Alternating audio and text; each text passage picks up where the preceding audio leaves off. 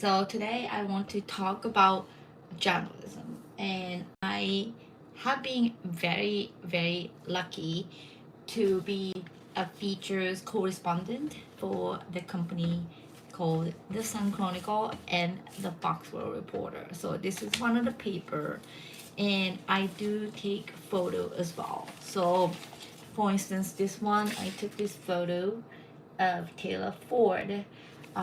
It was about a movie that's shot. It's called The Boys in the Boat. Um, it is the movie that came out. This or was made in the town of Foxborough, and then so I got to wait. And this one is about Haitian migrant who came traveled all the way from Chile to America, and some of the picture that they gave me is about Darien jungle, which is between Panama and Colombia, that they survived for. It's called one of the most dangerous migrant route. So I've been writing since 2017. Yes, and it's been amazing experience to be um, Asian female Japanese journalist, because I've never like imagined myself to be writing so much in being able to write a newspaper article. And I always pinch myself because the only word, English word, that I knew growing up in Japan um, probably was frog. And I just didn't know how to speak English. And for me to be able to write a lot of front cover articles is just incredible. I really appreciate my boss and then my editors at the Sun Chronicle. And if you Google my name, Juri, Juri, love, you see a lot of my work. I just want to share some of the stuff that I learned over um, years of being a journalist. It I um, so basically the journalist or journalism work is you go into whatever the assignment is. Sometimes it's really crazy. I've covered one homicide. It was a shooting that happened in Mansfield, Massachusetts, and my boss texted me and then asked me to go to the scene, and this person was shot in his head, and then um, I got to be the scene with the police and then other colleague of mine, and then I have to interview a lot of people. Obviously, people don't want to talk to press, um, so sometimes it's hard because people like swear at me, and then people are like, "Oh, get away." But some people are open to talking to me, and I appreciate that. Recently, there were bulls, 8 bulls, cows, escaped from rodeo, and I got a text. My editor usually don't call me, but she called me, so I knew something was up. And apparently, bulls jumped over the fence, traveled over 2.5 miles, and then collared by a cowboys.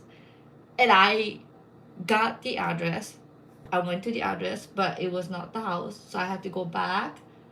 And I found this owner, who was interviewed by TV's news stations. So I want to talk to him, and apparently he was chilling on Sunday afternoon after soccer game, and he thought he saw horses, but it was bulls. So he went out, and then 6 bulls came towards him, and they went backyard of his house, and parked in the backyard for 45 minutes.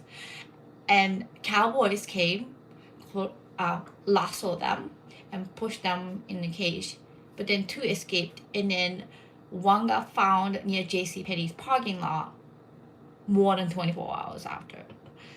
Crazy. And I went and talked to the owner of cows, and he kicked me out. Bye bye. So I'm like, oh my gosh. Hi, my name is Nick. It's lovely to meet you. Hi, Nick. Yeah, so if you have any question about being a journalist, please comment. So it's very interesting to write so many stories. I think the most I've written was 23 articles a month. 23 articles a month. And I do take photos too. And average is about 8 to 10. I find stories. Sometimes my editor assign me or text me or call me and then ask me to go somewhere. Obviously, the hardest part of being a journalist is that some of the hard news are very timely. So the homicide article that I mentioned, I got a call around 11. No, the 911 call was made at 11 like a.m. ish, and I got to be there around noon. I got to interview some restaurants and people about what's going on, and I came home while my colleagues were talking to DAs and police and gathering all the factuals about this case. And then I come home and transcribe all these interviews. Then I email to my editor, and it gets published like half an hour later. The Bull story was very timely as well. I sent the voice memo that I did interview the homeowner, and then it was kind of thrilling. And I sent it. I came home quickly and then transcribed, and then the article was published in like matter of half an hour or so. It's really, really crazy. It says sounds like an interesting job, stressful, but interesting. Very, very true. So just to let you know, there is so much level of trust that I am honored to be responsible for, because we do have, say, I don't know, 20, 30,000 guaranteed subscribers. And sometimes the online version, you never know who is reading the story that I write. So one of my proud work is about police mental health, because police are expected to be obviously strong, perfect, and then the example of the society and stuff. But then how do they take care of themselves? So one of the article that I wrote was about the police mental health, because I do have a podcast. It's called A Gift from Adversity. And then A Gift from Adversity is my book, my life book, that's available on Amazon. And I do have a podcast. And one of the podcast guests was from New Hampshire. And he talked about the suicide rate, and then the divorce rate are very high in the police department. And then I wanted to find out about how they are taking care of the mental health, because these days they said the police academy is longer to cope with the PTSD, and then nowadays they have, it's called wellness quadrant. Yes, wellness squad, that when the 911 call is expected to be traumatic, that the police officers are able to debrief, decompose before they go back to their family, which they can't talk about the issues because of confidentiality. So I got to depict these background work of the police mental health as a human being, and it was very meaningful to me. And sometimes, again, it's a local events. Like I just did Light Up Town, Foxborough, which is a town that I cover, and then I got to meet Santa and then Santa's wife, and then interview a bunch of people. And there's a Magic of Lights that's happening at Jet Stadium. Recently, I've covered Korean War. It was a monument that it's replica of what Washington D.C. is having in at the Jet Stadium. And also, obviously, I get to meet super cool people and famous people. So recently, The Wicked came out in a movie theater, and I went to see Gregory Maguire, who is the author of The Wicked. I got to interview him twice because, it was the author's series that he was in our town, and I got to interview. So it's very, very rewarding job because I do have this press pass that I can talk to a lot of people. And then the rewarding thing is that, oh, thank you so much, Jenny.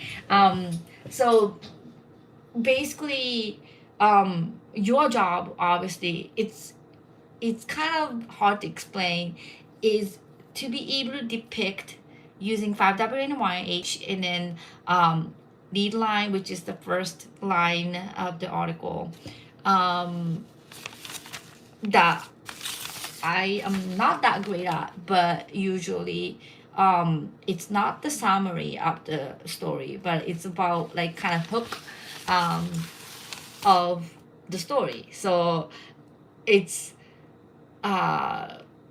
the rule is you can say in one breath, like maybe 24 words or so, and then you have to kind of marinate in your brain.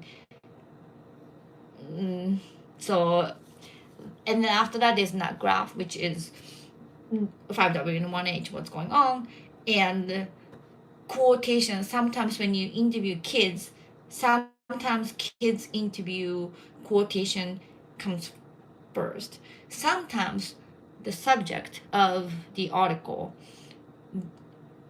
we call it like a golden quote, could be saved at the end of the article if they make it through for reading the whole article. Usually I write about 500 to 800 words, but sometimes the longest one may be like 1,000, 1,200 words. So Grammarly.com, that I usually use to check everything, says I checked so far 8 million words. 8 million words is a lot. So I write a lot. And it's interesting because I'm Japanese and people sometimes ask me, can you speak English? And then I say yes. So it's very interesting. But I've learned so much for really learning how to tell the story, being an advocate, and asking good questions. I'm a journalist. I am a feature correspondent. I'm a pianist. I do a lot of things: actor, model, singer-songwriter, author, podcaster, TV film producer. So, anyways, so if you're interested in being a journalist, I definitely encourage you to look into it for sure. But also writing a blog is a great exercise. Again, newspaper articles, newspaper job, journalist job is a high pressure job. I am not gonna lie, you need a thick skin, and then that we are covered under Amendment 1, freedom of press. Whoever had worked on this right is so courageous, because some of the story that I cover, I'm not sure. But because we are covered about under the Amendment 1, that I do have the right to do that. And then I'm really grateful for my job, and I'm really grateful for my team. And obviously my English is not perfect, but I have a great editor, and most of it I'm really appreciative of the people that I interview that can trust me. And then one of the things I really want to mention is being a journalist is building a rapport, and a quick rapport. How do you do that? You find common ground. You obviously have to be nice, and then you have to be genuine, and then authentic, and then that's when people can open their heart with you. And then essentially it's one-on-one conversation, and then relationship building. And then how do you get the juice out of that person? How do you get the best answer from that person in such a short period of time? Even if you meet that person in that event only for 15 seconds or 20 seconds, how do you introduce yourself? How do you ask good questions? And then how do you transcribe, not only transcribing, but get the best part of the transcribing. Otter.iu is really good website, by the way. Otter.iu, that can transcribe the audio. But again, it's not perfect, so you just have to really clean it up. But at the same time, you just, with the experience, you just know what quotation from people would work best, and then is really good. So anyways, what did he say? You've captured my heart. Do you live in Japan? Thank you. No, I don't live in Japan. I live in America. I've been living in America for a while. But anyways, thank you so much. I really thank you. So anyways, thank you. So anyways, also I need to take a picture. So it's called lead line. So if the subject is like square here, and then you make the subject 1/3 of the photo frame, and then make sure you have a depth, so not like right against the wall. And especially if there's some event, like you definitely want to put that event in the back. So anyways, it's been really fun. And then I've definitely I have definitely grown by talking to so many people, interesting stories. And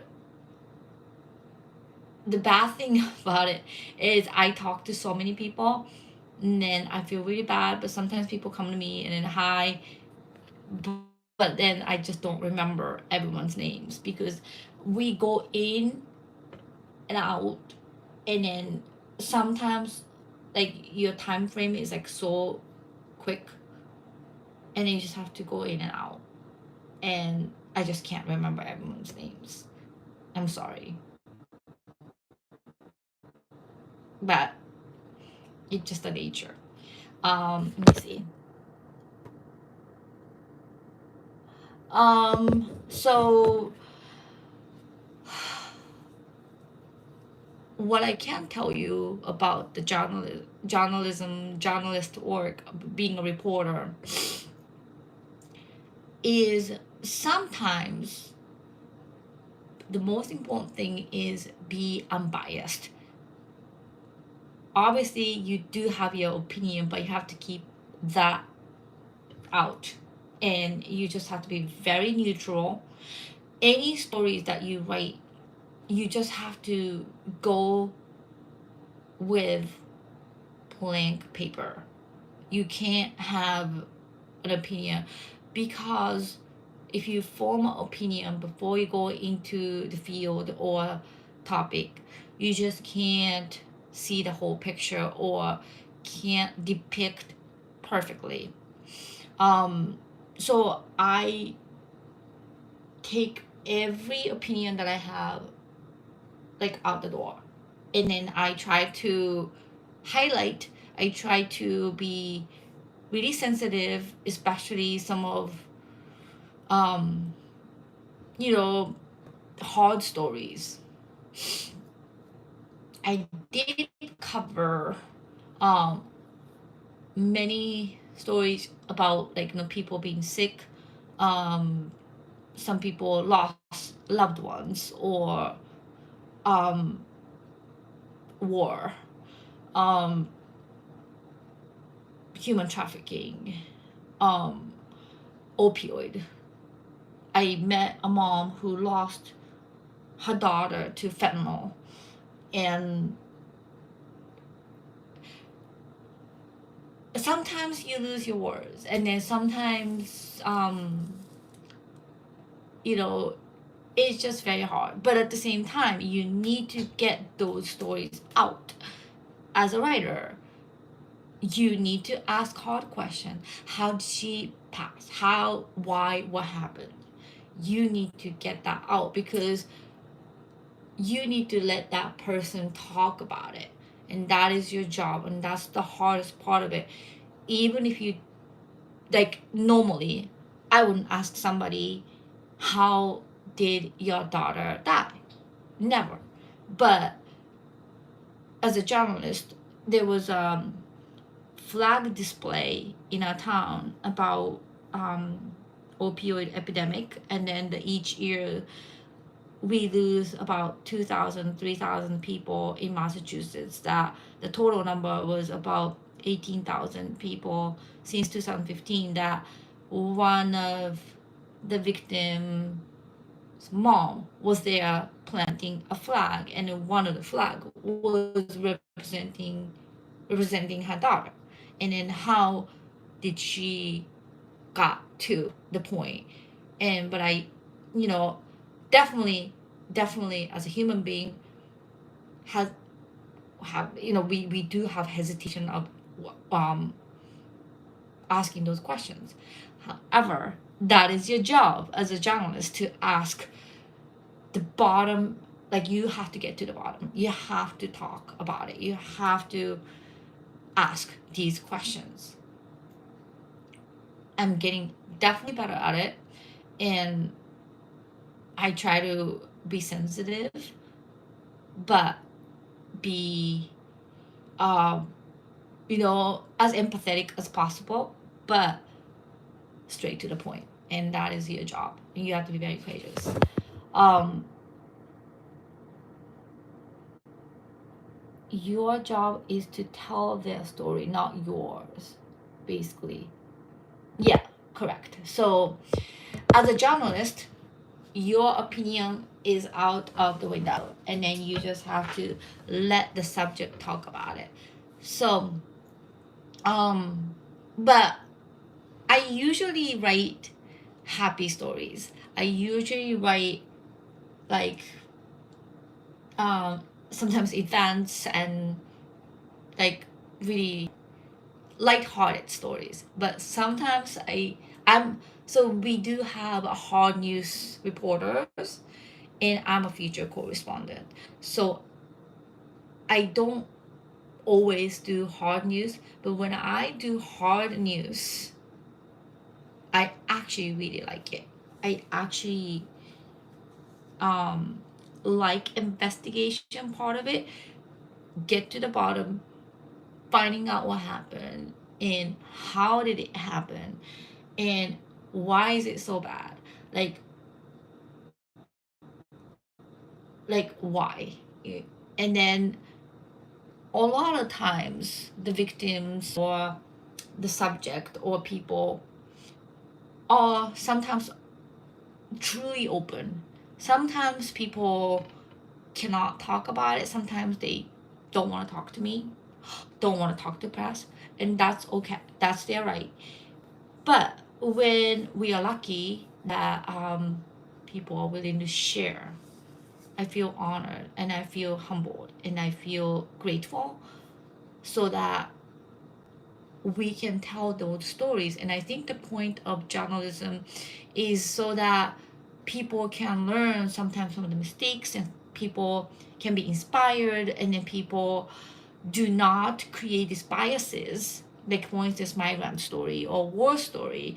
And then we do get really horrible comments on the articles, like our Facebook page and stuff. And but we call them keyboard warriors.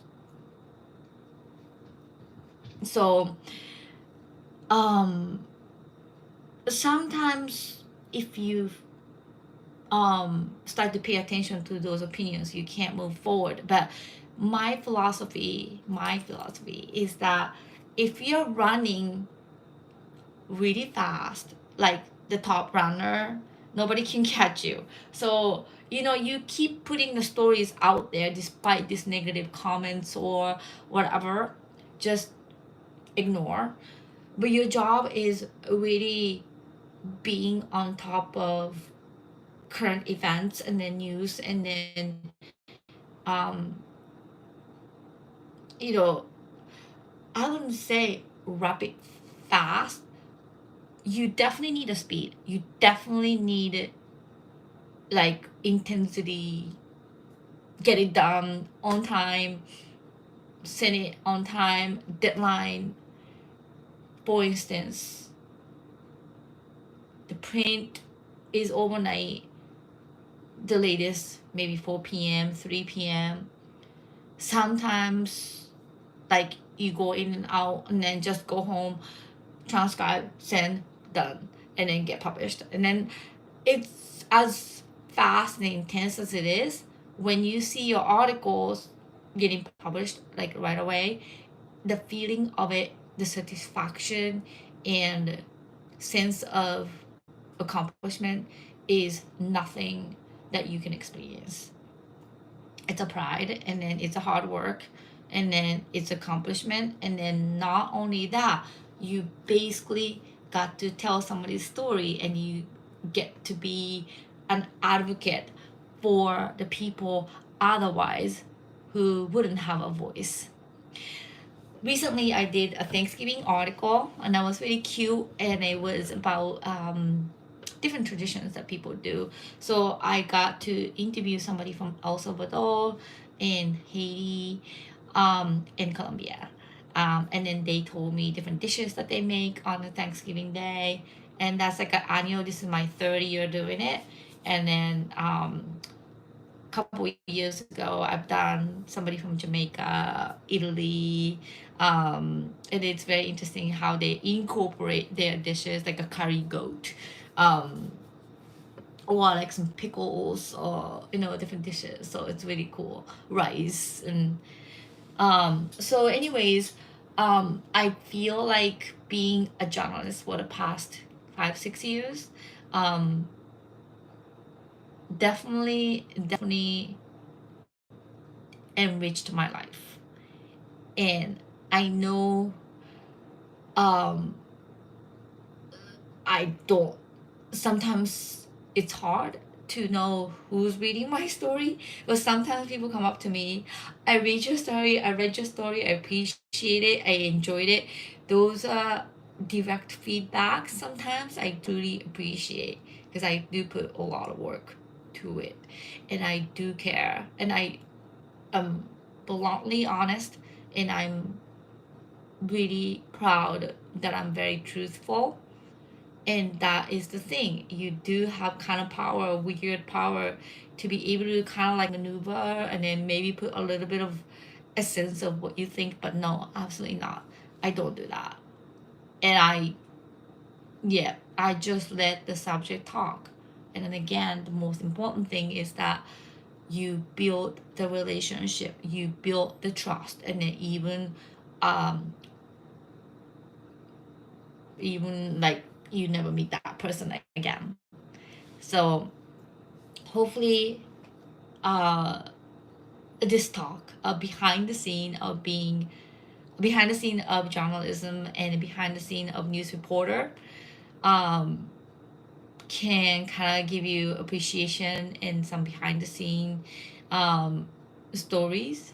And when you read some random articles next time, maybe this video would give you some idea, and then the hard work that's put in the news article. When you write a news article, it takes a long time. It takes time. You have to go to field, you have to transcribe, you have to blah blah blah. However, when you read the article, it's quick. So I do appreciate other journalists, and I do appreciate all the hard work that's put in there, and I do appreciate the people who trust me and talk to me, and that's how it starts.